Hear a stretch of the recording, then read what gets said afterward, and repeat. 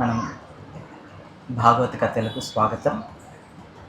మనం శ్రీమద్ భాగవతం నుంచి మనం భాగవత కథలను మనం చర్చిస్తున్నాం. గత కొద్ది వారాలుగా మనం ఈ యొక్క భాగవత కథలను నిరంతరం కూడా మనం శ్రవణం చేస్తున్నాం.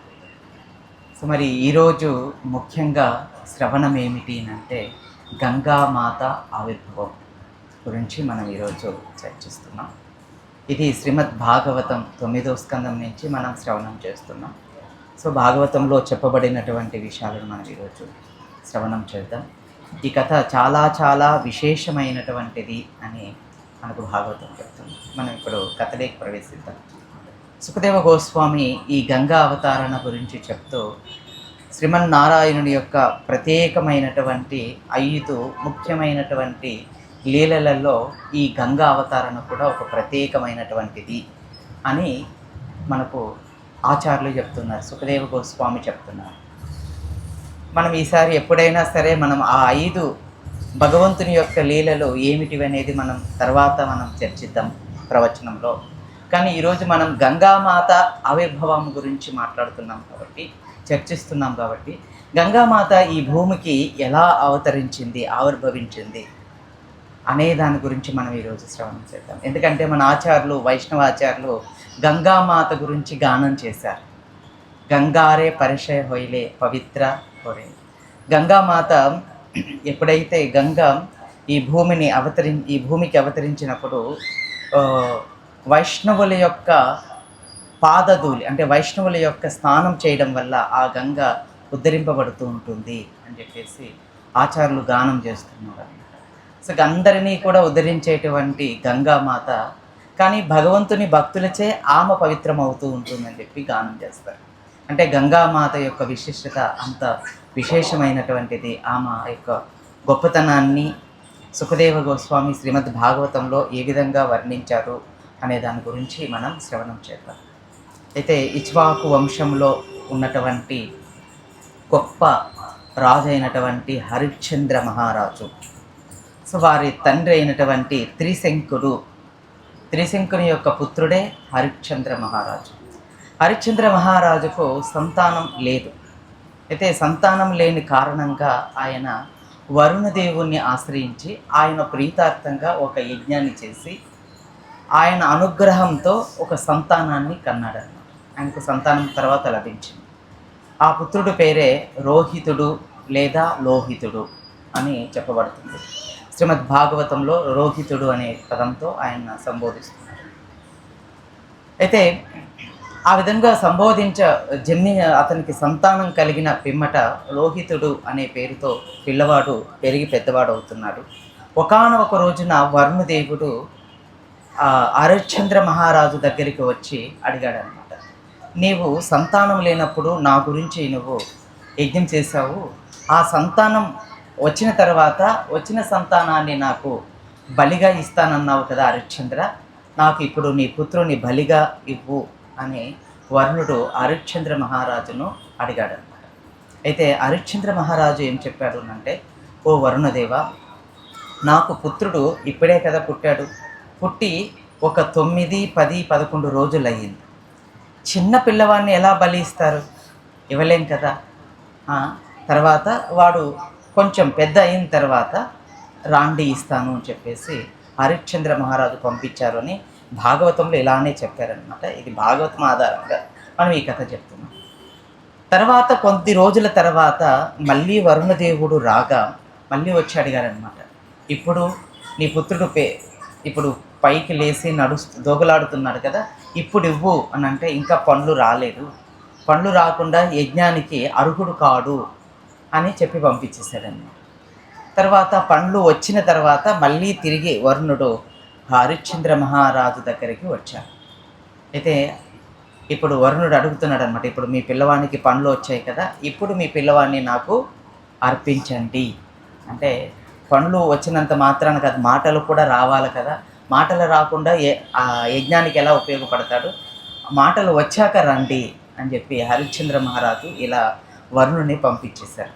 తర్వాత మాటలు వచ్చిన తర్వాత ఇలా కొనసాగిస్తుండగా తన పుత్రుణ్ణి బలివ్వడం తనకు ఇష్టం లేని కారణంగా తన పుత్రుడు 5 సంవత్సరాలలో అడవికి వెళ్ళిపోగా మరొక పుత్రునితో ఆ యొక్క వరుణుని సంతృప్తిపరిచినట్లు శ్రీమద్ భాగవతం చెప్తుంది.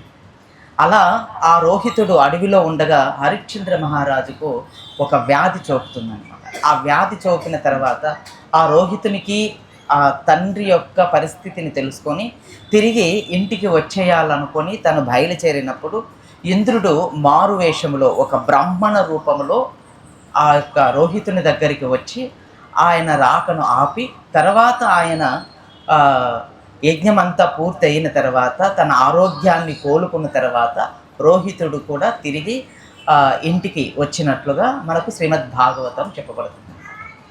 అయితే హరిశ్చంద్రుని వల్లనే విశ్వామిత్రుల వారికి వశిష్ఠుల వారికి కూడా గొప్ప ఒక వాదన జరిగినట్టు మనకు భాగవతం చెప్తుంది. ఎందుకనంటే హరిశ్చంద్ర మహారాజు యొక్క గురించి మనం ఈరోజు కూడా మనం వింటూ ఉంటాం.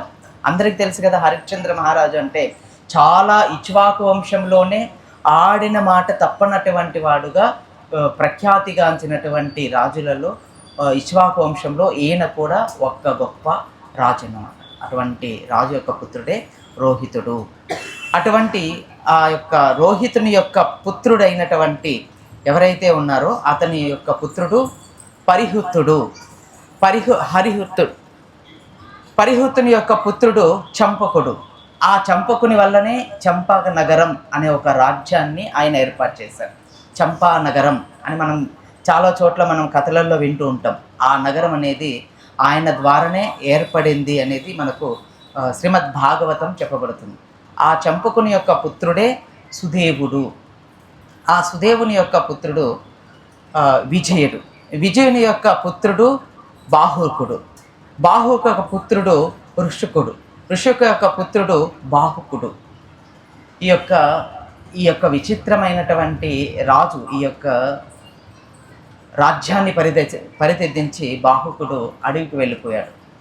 అడవికి వెళ్ళిపోయి వానప్రస్థాశ్రమాన్ని కొనసాగిస్తూ ఆయన మృత్యు వచ్చి మరణిస్తాడనమాట. మరణించిన పిమ్మట తన భార్య కూడా ఆమె తన భర్తతో పాటి సతీ సహగమనం చేయాలనేసి ఆమె కూడా తన భర్తను శిచి ఏర్పాటు చేసి భర్త యొక్క శరీరాన్ని ఆ చితిపైన పెట్టి నిప్పు పెట్టి తను కూడా ఆ శిశులోకి ప్రవేశిస్తూ ఉండగా అప్పుడు పౌర మహర్షి అనే ఒక గొప్ప మహర్షి అక్కడికి వస్తాడన్నమాట. ఆ కార్యాన్ని పూర్తిగా ఆపేస్తాడనమాట. అమ్మ, నువ్వు నీ భర్తతో పాటు సతీ సహగమనం అనేది చేయకూడదు అని చెప్పాడన్నమాట. అదేంటి స్వామి అని అంటే, నీవు ఇప్పుడు ఖాళీగా లేదు, నీ యొక్క కడుపులో ఒక పిండం పెరుగుతుంది, ఒక పిల్లవాడు పెరుగుతూ ఉన్నాడు. గర్భంతో ఉన్నప్పుడు సతీ సహగమనం అనేది చేయకూడదు. ఇది అనేది పూర్వం సహజంగా ఉండేది అనేది మనకు ఆచార్యులు చెప్తున్నారనమాట. వాళ్ళంతకు వాళ్ళే భర్త పట్ల ఉన్నటువంటి ప్రేమ కారణంగా ఆ భర్త వియోగాన్ని తట్టుకోలేక వాళ్ళు ఏం చేసేవారంటే ఆ స్థితిలో వాళ్ళు కూడా దూకేసేవారనమాట, లేదా వాళ్ళు కూడా ఆ స్థితిలో పడి కాలిపోయేవారనమాట. ఆ రోజుల్లో అంతటి ప్రేమ భర్త పట్ల స్త్రీలకు పురుషుడి పట్ల అటువంటి ప్రేమ ఉండేది అనేది మనకు శాస్త్రం చెప్తుంది. మనకు శాస్త్రాలలో అటువంటి కథలు వినిపిస్తూ ఉన్నాయన్నమాట. అయితే ఔర మహర్షి ఆ విధంగా నీవు ఈ కార్యం చేయదు తగదు అని చెప్పి తనను రక్షించగా, అయితే ఆమె తిరిగి రాజ్యానికి వచ్చిన తర్వాత మిగిలిన తన సౌతులు అందరూ కూడా మిగిలిన వాళ్ళు ఏం చేశారు అంటే ఆమెకు కడుపులో పెరుగుతున్నటువంటి ఆ పిండాన్ని అంటే ఆ పిల్లవాడిని చంపడం కోసం విషం పెట్టారన్నమాట. సో విషం పెట్టగా ఆమె విషాన్ని తాగేసింది. ఆమెకు తెలియదు విషం ఉన్నట్లు. కానీ విషం తాగిన మరుక్షణం ఆమెకు పశ్వించాడనమాట ఒక పిల్లవాడు. విషముతో పాటు పుట్టాడు కాబట్టి అతన్ని సగరుడుగా పిలువబడ్డాడనమాట. ఇక్కడి నుంచి మన కథానాయకుడు ప్రారంభమవుతుందన్నమాట గంగావతారణ గురించి. ఈ గంగా అవతారణ గురించి ఇంకా ఎన్నో పేర్లన్నీ కూడా ఇచ్చారు. ఇక్ష్వాకు వంశం యొక్క గొప్పతనాన్ని వర్ణించారు. గంగా అవతారణ తర్వాత కూడా వారి యొక్క పేర్లను వారి యొక్క గొప్పతనాన్ని శ్రీమద్ భాగవతంలో చక్కగా వర్ణించారనమాట సుఖదేవ గోస్వామి. అయితే ఆమె ద్వారా కలిగినటువంటి సంతానమే ఈ సగరుడు, అంటే విషముతో కలిసి జన్మించినటువంటి వాడు అని దాని యొక్క అర్థం అన్నమాట. ఈ సగరుడు ఏం చేశాడు అంటే ఆ రోజుల్లో ఉన్నటువంటి కొన్ని రాజ్యాలను అంటే కొంతమందిని పరిపాలించి ఆ యొక్క అడవిలో ఉన్నటువంటి వారిని కొంతమంది గొప్ప వారిని పరిపాలించి ఎవరైతే తప్పు చేస్తున్నారో అధర్మంగా పరిపాలిస్తున్నారో వారిని అందరినీ కూడా ఈ సగరుడు ఏం చేసేవారు అంటే సొగం గుండు కొట్టించి వస్త్రాలు తీసేసి తర్వాత వాళ్ళకు సికలు పెట్టి వారి యొక్క వస్త్రాలను తీసేసి కొంతమందికి జుట్లు పెంచి కొంతమందికి పై వస్త్రాలు ఇచ్చి కొంతమందికి కింద వస్త్రాలు తీసేసి ఈ విధంగా వారిని చంపకుండా అధర్మంగా ఉన్నటువంటి వారిని చంపకుండా ఈ విధంగా వారికి దండన విధించి ఆ విధంగా ఆయన రాజ్యాన్ని పరిపాలించి చక్కగా పరిపాలిస్తున్నటువంటి గొప్ప రాజు అన్నమాట. ఈ సగరుడికి 2 భార్యలు, వాళ్ళే సుమతి కేసిని అనే 2 భార్యలు అన్నమాట. అయితే ఈయన ద్వారా ఒక యజ్ఞాన్ని నిర్వర్తించి సుమతికి 60,000 మంది పుత్రులు కలుగుతారు. తర్వాత తన ఒక 2వ భార్య అయినటువంటి కేసిని ద్వారా ఒక సంతానం కలుగుతారనమాట. అతనే అసమంతుడు అనే ఒక రాజు. ఇతను చాలా విచిత్రమైనటువంటి రాజు అనమాట. ఇతని గురించి మనం తర్వాత చెప్పుకున్నాం. అయితే ఈ సుమతికి కలిగినటువంటి 60,000 మంది సంతానం ఇప్పుడు ఈ సగర మహారాజు ఋషి యొక్క అంటే ఎవరైతే ఔర్య మహర్షి యొక్క అనుమతిచే ఒక గొప్ప యజ్ఞాన్ని నిర్వర్తించాడనమాట. అశ్వమేధ యజ్ఞాన్ని ప్రారంభం చేశారు. అయితే అశ్వమేధ యజ్ఞంలో అశ్వం అనే దాన్ని బలిస్తారనమాట. ఆ అశ్వాన్ని మొత్తం ఆ యజ్ఞానికి ముందు వదులుతారనమాట. అది దేశమంతా కూడా సంచరిస్తూ అది ఎక్కడైతే వెళ్తాదో ఎవరైతే ఆ అశ్వాన్ని బంధిస్తారో అక్కడ ఉన్నటువంటి రాజులతో యుద్ధం చేసి వాళ్ళు గెలుచుకుంటారనమాట. ఆ విధంగా ఈ అశ్వమేధ ఎంత అయిన తర్వాత భూమండలం అంతా సంచరించిన తర్వాత ఈ యజ్ఞం అనేది నిర్వర్తించడం అనేది జరుగుతుంది అన్నమాట. అలాగా అశ్వాన్ని వదిలినప్పుడు చక్కగా అన్నీ నిర్వర్తించిన తర్వాత యజ్ఞం జరుగుతుంది. ఇంకా ఆ యజ్ఞాన్ని పూర్తి చేయడానికి అశ్వాన్ని బలిస్తారనమాట. ఆ సమయంలో ఏమైంది అంటే ఆ అశ్వాన్ని ఎవరో దొంగలించారు లేదా పారిపోయిందన్నమాట.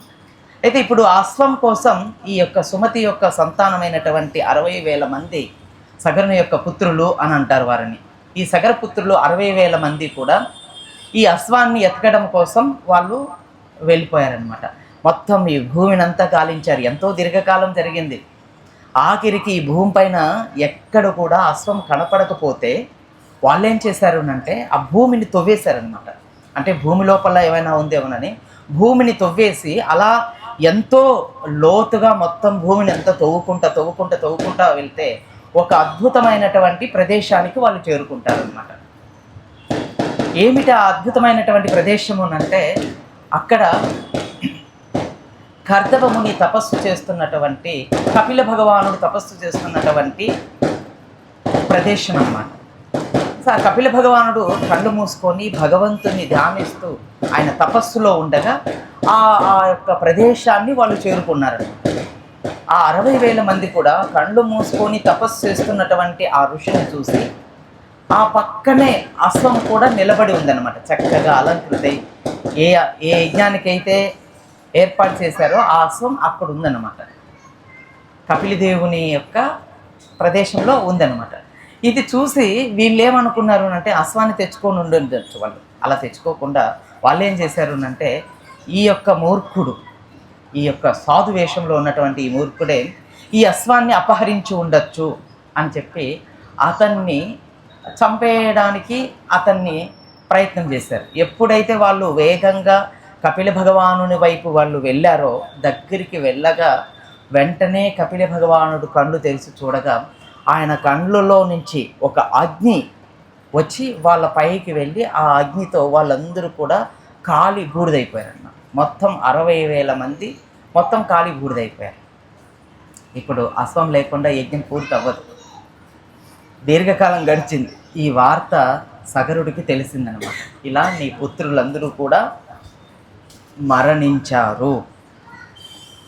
ఇప్పుడు యజ్ఞం ఆగిపోయింది, తన పుత్రులు కూడా మరణించారు. ఇప్పుడు ఉండేది ఎవరు అని అంటే ఈ యొక్క అసమంతుడు అనే ఈ రాజు ఒక్కడే ఉన్నాడు. అంటే కేసిని యొక్క పుత్రుడైనటువంటి అసమంతుడు. ఇతను గురించి శ్రీమద్ భాగవతం చాలా గొప్పగా వివరించింది. ఇతను అయోధ్యకు ఒకప్పుడు రాజు అన్నమాట. ఈ యొక్క సగర మహారాజు అయోధ్యను ఇతనికి పట్టాభిషేకం చేస్తే ఇతనేం చేసేవాడు అంటే ఆ ఆ యొక్క సరాయి నది దగ్గర ఎవరైతే ఆడుకుంటూ ఉంటారో పిల్లలు వాళ్ళను ఆ నదిలో తోసేసేవారు, ఆ నదిలో వేసేసేవారు, వాళ్ళు మరణించేవారు. ఇది తెలిసి ఆ యొక్క తల్లిదండ్రులు రాజుగారికి వచ్చి ఫిర్యాదు చేసేవారు, నీ పుత్రుడు ఈ విధంగా ప్రవర్తిస్తున్నాడు అని. అంటే ఇది వేరే కథ, దీంట్లోనే ఒక కథ అనమాట, ఒక సపరేట్ ఆ రాజు గొప్పతనాన్ని గురించి చెప్తున్నాను అనమాట. అయితే ఈ విధంగా ఫిర్యాదు చేస్తే సగర మహారాజు ఏం చేశారు అంటే వెంటనే యశమంతుణ్ణి రాజ్యం నుంచి బహిష్కరించారన్నమాట. ఇతను ఇలా పిచ్చివాళ్ళలాగా ప్రవర్తిస్తే ప్రజలకు అన్యాయం జరుగుతుంది అనేసి ఎప్పుడైతే రాజ్యం నుంచి బహిష్కరించాడో ఈ మహారాజు ఏం చేశారంటే ఆ సరాయి నది దగ్గరికి వెళ్ళి ఎవరైతే ఆయన చంపేశాడో, నీళ్ళల్లో తోసి చంపేశాడో వాళ్ళందరినీ కూడా మళ్ళీ ఇలా తీసుకొని వస్తాడనమాట. తీసుకొని వచ్చి వాళ్ళ పిల్లలను వాళ్ళకి ఇచ్చేస్తాడనమాట. ఇచ్చేయగానే అందరూ చాలా ఆనందపడతారనమాట. ఏంటి అద్భుతము అని అంటే ఆయన గొప్ప వైరాగ్యం కలిగినటువంటి వారు. అయితే ఆచార్యులు ఆయన గురించి వర్ణించారు. ఆయన పూర్వజన్మలో గొప్ప తపస్సంపన్నుడు, గొప్ప యోగి, కానీ యోగో నష్ట పరంతప అన్నట్లుగా యోగభ్రష్టుడు అనమాట. ఆయన పూర్వజన్మలో గొప్పగా యోగం చేసి దాంట్లో ఎక్కడో నష్టపోయి మళ్ళీ ఒక రాజు వంశంలో ఆయన జన్మించాడు అనేది మనకు ఆచార్యులు శ్రీమద్ భాగవతంలో మనకు ప్రభుపాద వారు వివరిస్తున్నారు. దానిపైన ఆచార్యులు కూడా చాలామంది ఆచార్యులు దాని గురించి వివరిస్తున్నారు. అట్లా ఆయన యోగభ్రష్టుడైనటువంటి వాడు అనమాట. అంటే ఆయనకు రాజ్యం పట్ల కానీ పేరు ప్రతిష్టల పట్ల కానీ ఎటువంటి ఆసక్తి కానీ ఏమీ లేదనమాట. అందుకని ఈ రాజు ఏం చేశాడు అంటే ఇప్పుడు అందరూ మేము తప్పు చేసాం, ఇలాంటి గొప్ప వాళ్ళ పట్ల మేము నిందలు వేసాము, మీరు మాకు ఉండాలి అని చెప్పి మళ్ళీ తిరిగి ప్రజలు అన్నారనమాట. అంటే ప్రజల యొక్క నైజం ఏమిటి అంటే నోటుకి ఏదైనా వస్తే అది మనం టక్కన మాట్లాడతాం, ఆలోచించాం. మాట్లాడిన తర్వాత మంచి చెడులు తెలుసుకున్న తర్వాత తప్పు అయిపోయింది క్షమించండి అని చెప్పి అడుగుతారనమాట. కానీ ఈ యొక్క అసమంతుడు ఏం చేశాడు అంటే నాకు ఈ రాజ్యాన్ని పరిపాలించాలన్న ఆసక్తి ఏం లేదు, కాబట్టి నేను తపస్సు చేసుకోవడానికి తిరిగి నేను వెళ్ళిపోతున్నాను అని చెప్పి తను ఆ రాజ్యాన్ని పరిశీలించి పూర్తిగా ఆయన అక్కడి నుంచి వెళ్ళిపోయాడనమాట. ఆ అయోధ్య నుంచి అతను పూర్తిగా వెళ్ళిపోయిన తర్వాత అతని పుత్రుడైనటువంటి అసమానుడు ఇప్పుడు ఆ అశ్వాన్ని ఎతకడం కోసం ఇప్పుడు తను తాతగారి దగ్గర తన వారి దగ్గర సెలవు తీసుకొని ఆయన వెళ్ళాడనమాట. ఎందుకంటే తన పూర్వీకులకు స్వర్గాన్ని కలిగించడం కోసం, చనిపోయినటువంటి వారికి స్వర్గగతి కలగాలి అంటే వారు గంగలో వాళ్ళ యొక్క దర్పణం చేయాలన్నమాట. అయితే ఇప్పుడు అలానే యజ్ఞం కూడా పూర్తి అవ్వాలన్నమాట. ఈ యజ్ఞాశ్వము తీసుకురాలేదు ఇది. ఇప్పుడు అసమంతుని యొక్క పుత్రుడు అసమానుడు వెళ్ళి ఆ యొక్క తన యొక్క పూర్వీకులు ఎక్కడైతే ఆ భూమిని తవ్వేశారో అక్కడికి వెళ్ళాడన్నమాట.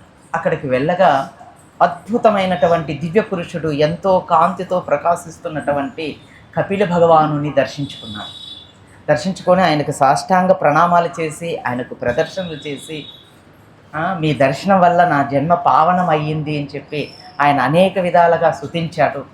కపిల భగవానుడు కూడా కళ్ళు తెరిచి చూసి ఆ రాజును ఎంతగానో మెచ్చుకొని తనను ఆశీర్వదించి, పుత్ర ఇదిగో ఈ అశ్వం, యజ్ఞాశ్వం, దీన్ని నువ్వు తీసుకొని వెళ్ళు, నీ పూర్వీకుల అపరాధం కారణంగా వాళ్ళు భస్మపటంలైపోయారు, వాళ్ళందరినీ కూడా నీవు ఉద్ధరించు. ఇప్పుడు కపిల భగవానుని దగ్గర అసమానుడు సెలవు తీసుకొని ఆ అశ్వాన్ని తీసుకొని వెళ్ళాడన్నమాట. ఇప్పుడు సగర మహారాజు ఆ యజ్ఞాన్ని పూర్తి చేశారు. ఈ కథ అయిపోయింది అనుకుంటున్నాం. కానీ తన పూర్వీకులు ఉద్ధరింపబడాలి అని అంటే ఇప్పుడు ఏం చేయాలి అంటే గంగ, వైకుంఠంలో ఉన్నటువంటి గంగను భూమికి తీసుకొని రావాలి. గంగనే మనల్ని ఉద్ధరించేదన్నమాట. సో కాబట్టి ఇప్పుడు ఈ గంగని ఎవరు తీసుకురాగలుగుతారు? ఎవరు ఆ గంగని భూమిపైకి తీసుకురావాలి? ఇప్పుడు ఈ అసమానుడు కూడా ఆ గంగను తీసుకురావడం కోసం అతను తపస్సు చేశాడు. కానీ కాలక్రమంలో అతను తపస్సు పూర్తి కాకమునిపే అతను శరీరాన్ని పరిత్యజించాడు. ఆ అసమానుని యొక్క పుత్రుడే దిలీప మహారాజు. దిలీప మహారాజు కూడా ఏం చేశాడు అంటే తన పూర్వీకులను ఉద్ధరించడం కోసం గంగామాత కోసం తపస్సు చేసి వాళ్ళు మరణించారో ఇప్పుడు దిలీపుడు కూడా తన వారి యొక్క అడుగుజాడల్లోనే నడుస్తూ ఆయన కూడా గంగా అవతారణ కోసం, గంగామాతను ఈ భూమికి తీసుకురావడం కోసం ఆయన కూడా దిలీప మహారాజు ఎన్నో వేల లక్షల సంవత్సరాల కాలం తపస్సు చేశారు. కానీ ఆయన తపస్సు కూడా ఫలించలేదు. ఆయన కూడా కాలక్రమాన మృత్యువుచే మరణం పొంది ఆయన కూడా తన శరీరాన్ని పరిత్యజించారు అనేది శ్రీమద్ భాగవతం మనకు చెప్తుంది. అయితే దిలీపుని యొక్క పుత్రుడు భగీరథుడు, ఆయన కూడా ఒక పుత్రుడు ఉన్నాడు, ఆయనే భగీరథుడు. ఇప్పుడు ఈ భగీరథుడు కూడా తన పూర్వీకులు లాగానే గంగను భూమికి తీసుకొని వచ్చి తన పూర్వీకులందరినీ కూడా ఉద్ధరించాలి అన్న భావనతో ఇతను కూడా తపస్సుకు వెళ్ళాడనమాట, గంగామాత యొక్క తపస్సు చేయడానికి. ఈ విధంగా ఆయన కూడా కొన్ని వేల సంవత్సరాలు తపస్సు చేసిన పిమ్మట గంగామాత ఆయనకు దర్శనం ఇచ్చిందనమాట. భగీరథ, నీవు చేసినటువంటి తపస్సు నా హృదయాన్ని ఎంతగానో ఆనందపరిచింది. కాబట్టి నీ పట్ల నేను ఎంతో ప్రసన్నురాలునయ్యాను భగీరథ, నీకేం వరం కావాలో కోరుకో అని చెప్పి గంగామాత భగీరథుణ్ణి అడిగిందనమాట. ఇప్పుడు భగీరథ మహారాజు గంగామాతను అడుగుతున్నాడు, అమ్మా నీవు భూమి పైన అవతరించాలి, నీవు పతిత పావని, నా పూర్వీకులైనటువంటి సగర రాజు పుత్రులు వాళ్ళందరూ కూడా భస్మీపటలమైనారు. ఈ కథ అంతా కూడా గంగామాతకు చెప్పారు. ఈ ఉద్దేశంతోనే నేను తపస్సు చేశాను, కాబట్టి నా పూర్వీకులను ఉద్ధరించడం కోసం నువ్వు ఈ భూమిపైన అవతరించాలి అమ్మా అని భగీరథుడు ఎంతో భక్తితో అర్థిస్తాడనమాట. కానీ ఆయన యొక్క ఆర్త్యను గంగామాత హృదయం కరిగిపోతుందన్నమాట. ఇప్పుడు గంగామాత భగీరథతో మాట్లాడుతుంది, భగీరథ నాకు భూమిపైన అవతరించడానికి నీ కోరిక మేరకు నాకు ఇబ్బంది ఏం లేదు, కానీ నాకు ఆ భూమిపైకి రావడం ఇష్టం లేదు. ఎందుకంటే ఎంత చెప్పినా మంగళార్తికే రారు వీళ్ళు, ప్రతిసారి చెప్తానే ఉండాలి వీళ్ళకు, రోజు చెప్పాలంటే కష్టం అవుతుంది, అందుకే నేను రాను. ఇది నా డైలాగు, ఆమె డైలాగ్ వేరే ఉంది. ఆమె ఏమంటుందంటే, ఈ భూలోకంలో పాపము చేసినటువంటి వారు నా నదిలో అంటే నాలో స్నానం చేసి వాళ్ళు పాపాలన్నింటిని కూడా నాకు అంటిస్తారు.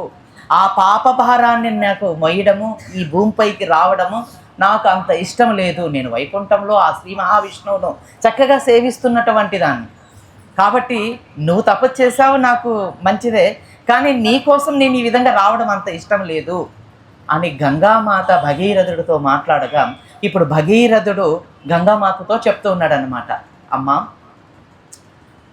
భాగవతోత్తములైనటువంటి వాళ్ళు ఉన్నారు, నువ్వేం భయపడని అవసరం లేదు. భగవంతుని యొక్క మరొక అవతారమైనటువంటి మహాదేవుడు ఉన్నాడు నిన్ను భరించడానికి. అలానే నువ్వు భూమిపైకి వచ్చినప్పుడు భాగవతోత్తములు వాళ్ళ హృదయాలలో శ్రీహరి నివసిస్తూ ఉంటాడు.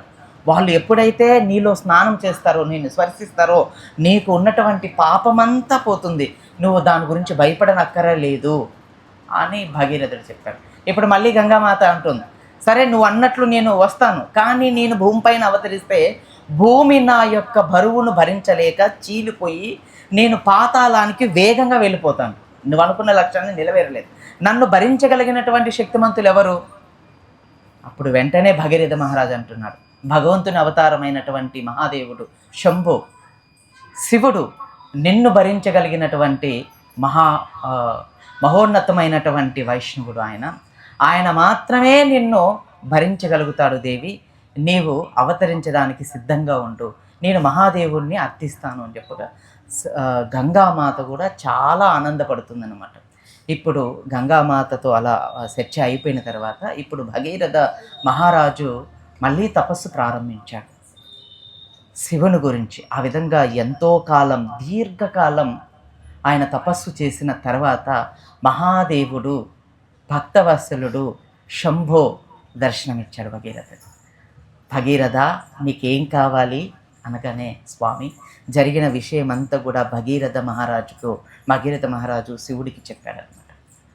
నీవు గంగను భరించాలి, ఈ భూమిపైకి రావడానికి ఆమెను భరించగలిగినటువంటి వాళ్ళు నువ్వు తప్ప ఇంకెవరు లేరు, అనుగ్రహించాలి అనగానే మహాదేవుడు వెంటనే మాట్లాడకుండా, అలాగే భగీరథ నేను నేను అనుగ్రహిస్తున్నాను అని చెప్పి భోళాశంకరుడు అనమాట ఆయన. ఇక్కడ చాలామంది ప్రవచకులు కూడా తప్పుగా చెప్తూ ఉంటారు, గంగామాత శివుని భార్య కాదు. సో మనందరం అర్థం చేసుకోవాలి. అందుకని భాగవతం నుంచి లేదా పురాణాల నుంచి మనం విని తెలుసుకోవాలి, లేదా ఆచార్యుల దగ్గర నుంచి మనం విని తెలుసుకోవాలి. కానీ గంగామాత శివుని యొక్క భార్య కాదు అనేది మనం అర్థం చేసుకోవాలి.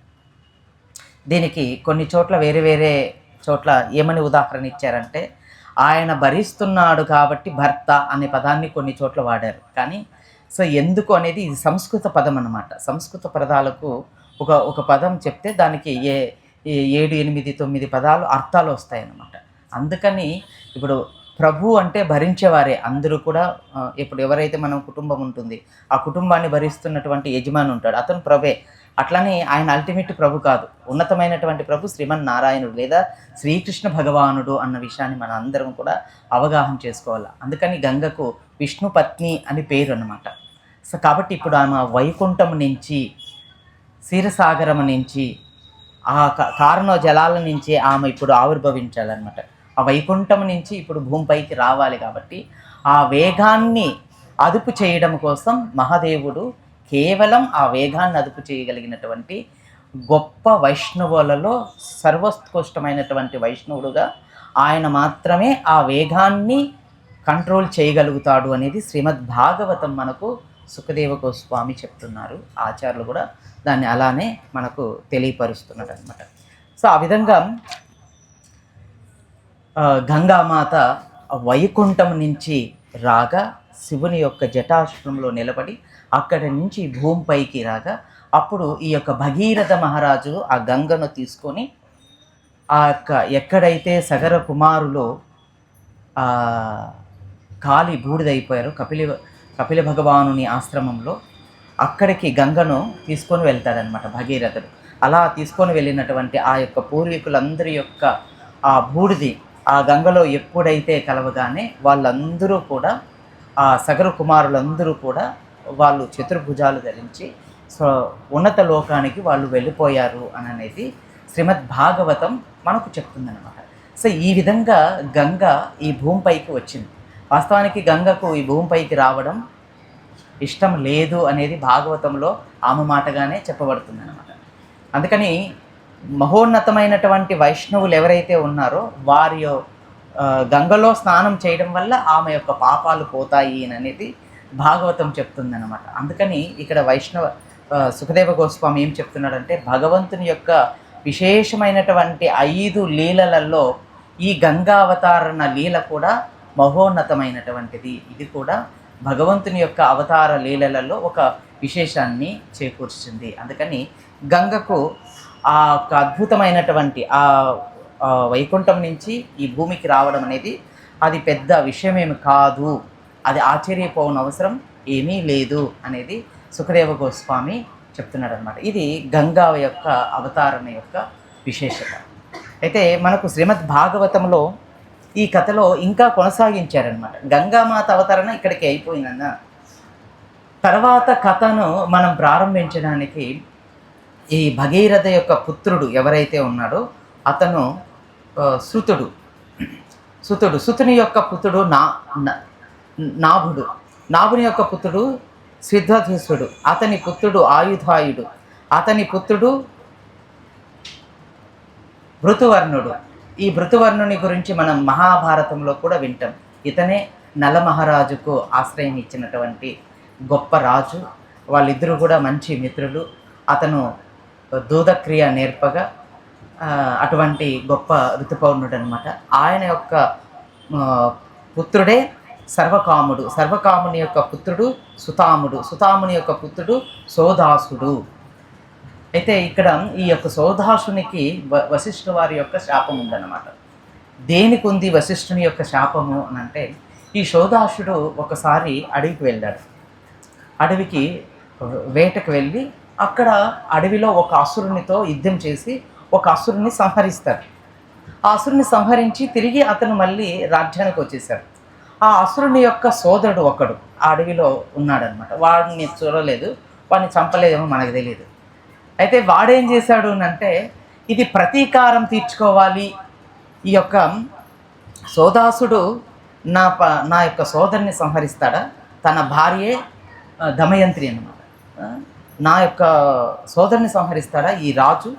సో ఈ రాజుకు వేరే పేరు కూడా చెప్పబడింది, కల్ముషపరుడు అని కూడా ఇతనికి పిలువబడింది. ఎందుకు అంటే అది మనం తర్వాత కథలో చెప్పుకుంటాం. అతను ఇలా వెళ్ళిన తర్వాత ఆ యొక్క అసురుని సంహరించిన తర్వాత తిరిగి వచ్చేసాడు. ఈ యొక్క అసురుని యొక్క సోదరుడు ఏం చేశాడంటే, వాడు మారు వేషంలో, ఒక బ్రాహ్మణ వేషంలో అయోధ్యకు వచ్చి, అయోధ్యలో ఉన్నటువంటి ఆ రాజు దగ్గర ఒక వంటల వారిగా చేరుతాడనమాట, వంటలు చేసే దాంట్లో. అలా చక్కగా ఆ వంటశాలలో వంట చేస్తూ ఉండగా ఒకరోజు వశిష్ఠ మహర్షి అక్కడికి వస్తాడు. వశిష్ఠ మహర్షి అక్కడికి రాగానే కులగురువు అతనికి చక్కగా వంట అంటే ఏర్పాటు చేస్తారు, భోజనం ఏర్పాటు చేస్తారు, గొప్ప విందు ఏర్పాటు చేస్తారు. ఆ గొప్ప విందులో నరమాంస వండిస్తాడనమాట. ఇది అసురుడు చేసినటువంటి పని, రాజుకి ఎట్టి సంబంధము లేదు. అయితే ఇది చక్కగా వశిష్ఠుల వారికి వండి పెట్టగా ఆయన పళ్ళెంలో పెట్టుకొని ఎప్పుడైతే తినబోయాడో ఇది నరమాంసము అని తెలుసుకున్న తర్వాత వశిష్ఠుల వారికి చాలా కోపం వచ్చి వెంటనే ఈ యొక్క సుదాసుని శపిస్తాడనమాట. నువ్వు అసురుడు అయిపోవుగాక అని చెప్పించేశాడు. సో మనకు అనిపిస్తుంది గొప్పవాళ్ళు పొరపాటున ఏదైనా కోపంతో అనేసినా కానీ వాళ్ళు ఎలా ప్రాయశ్చితం చేసుకుంటారనేది వశిష్ఠుల వారు ఇక్కడ 12,000 సంవత్సరాలు మళ్ళీ తపస్సు చేస్తాడండి ఆయన. ఒకరోజు కాదు, 2 రోజులు కాదు. దేనికినంటే ఆయన ఆ కోపంతో టక్కమని తన యొక్క రాజును శపించినప్పటికీ తర్వాత ఆయన కళ్ళు మూసుకొని దివ్య దృష్టితో చూస్తే ఈ పని ఎవరు చేశారు అంటే ఆ వంటలవాడు, ఆ రాక్షసుడు వంటవాని రూపంలో ఆ యొక్క వంటశాలలో చేరి ఆ రాజు పైన ప్రతీకారం తీర్చుకోవడం కోసం ఈ రకంగా చేశాడు అని తెలుసుకున్నటువంటి వశిష్ఠమునికి చాలా బాధ కలిగింది. ఎంత బాధ కలిగింది అంటే ఆ బాధ నుంచి విముక్తి పొందడం కోసం అతన్ని శపించాడు కదా తన యొక్క రాజును, తన శిష్యుడు అనమాట. రాజు అంటే వాళ్ళకందరికీ గురువు కదా.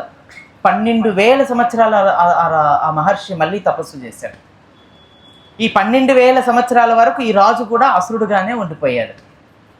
దీర్ఘకాలం అసురుడుగా అడవిలో సంచరిస్తూ అలా ఉండగా ఒకరోజు ఏమైంది అంటే ఒక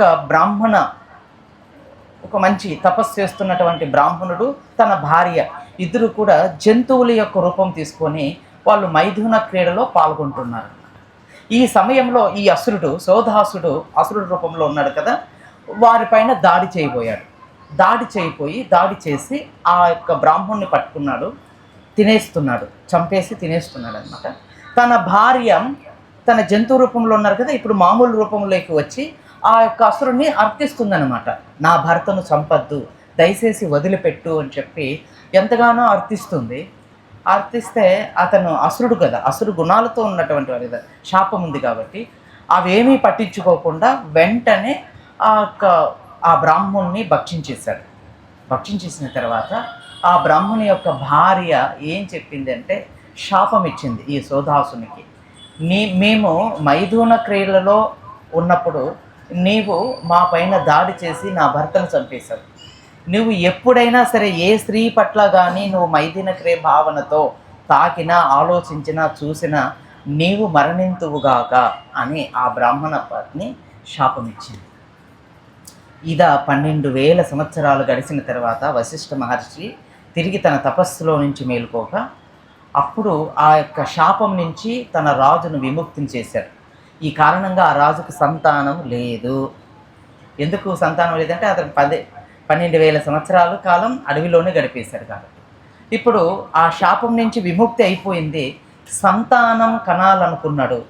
తన భార్యతో ఎప్పుడైతే సంభోగించాలనుకున్నాడో వెంటనే ఆ బ్రాహ్మణ పత్ని శాపం ఇచ్చింది కదా, ఆ శాపం ఇప్పుడు తనకు గుర్తుకొచ్చింది. ఈ కారణంగా తనకు వంశోద్ధారకుడు లేడు అన్న విషయాన్ని తన గురువు అయినటువంటి వశిష్ఠుల వారికి చెప్పి ఎంతగానో బాధపడ్డాడు.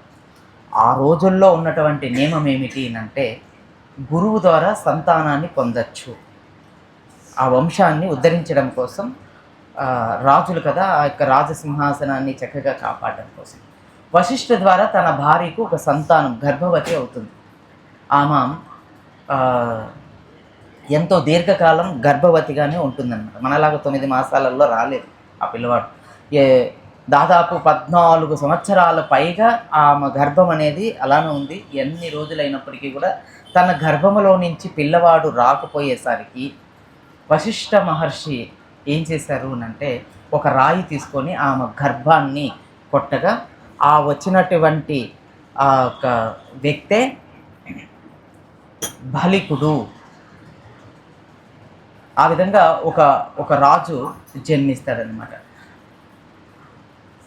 అస్మకుడు అనే వ్యక్తి జన్మిస్తాడనమాట. ఆ అస్మకుని యొక్క పుత్రుడే బలికుడు. ఆ బలికుని యొక్క పుత్రుడే దశరథ మహారాజు. ఆ దశరథ యొక్క పుత్రుడే అఢావిడి. అతని యొక్క పుత్రుడే విశ్వసహుతుడు. విశ్వసతుని యొక్క పుత్రుడే మహాశక్తిశాలైనటువంటి కట్వంగ మహారాజు. ఈ కట్వాంగ మహారాజు వంశం నుంచే శ్రీరామచంద్రుడు ఆవిర్భవించాడు అని శ్రీమద్ భాగవతం చెప్తుంది. ఈ కట్వాంగ మహారాజు యొక్క గొప్పతనాన్ని ఈ భాగవతంలో ఈ కథలో చెప్పబడుతుంది అనమాట.